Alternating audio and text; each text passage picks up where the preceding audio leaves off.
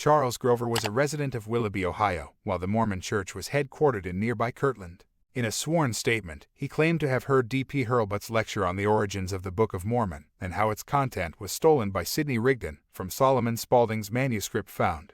Grover said, "I was born in Aurelius, New York, January 9, 1804. I came to Willoughby, Ohio, August 31, 1818, and have continued to reside here, except 3 years when I was west surveying.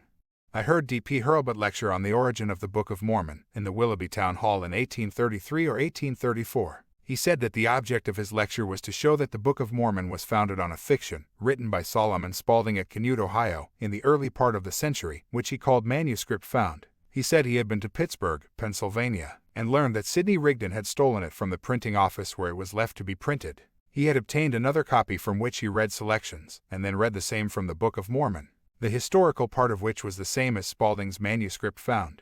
At the close of his lecture, he invited the audience to examine it. I took and read from it a little. It was plainly written on letter-sized paper and nearly 2 inches thick. Soon after, I was witness at a lawsuit in Painesville, and again heard Hurlbut's lecture. At the close, Squire Hallbrook read to the audience from Spaulding's Manuscript Found. Also C.C. Payne. General King said, 'Give them hell.' Mr. Story, a Mason by trade, told me he left the Mormons because Prophet Joseph Smith said, the night of the falling meteors, 1833, there would be no more stars seen in the heavens. The next night the atmosphere was unusually clear, and the stars were in their usual places and shone brighter than ever. I was well acquainted with the late Squire J. Sidney for 50 years. He was a large, powerful, and fearless man. I have often conversed with him about Mormonism.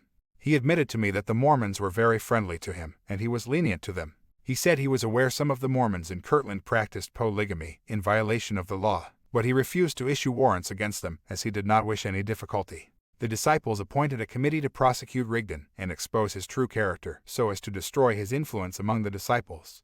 Alvin Waite and others of the community told me Squire Doan would not notice their complaints.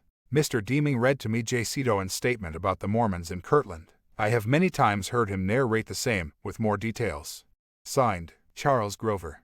Witnessed by Del Grover. Subscribed and sworn to, before me, this 5th day of March, 1885. A. P. Barber, Justice of the Peace in and for Lake County, Willoughby Township, in Ohio.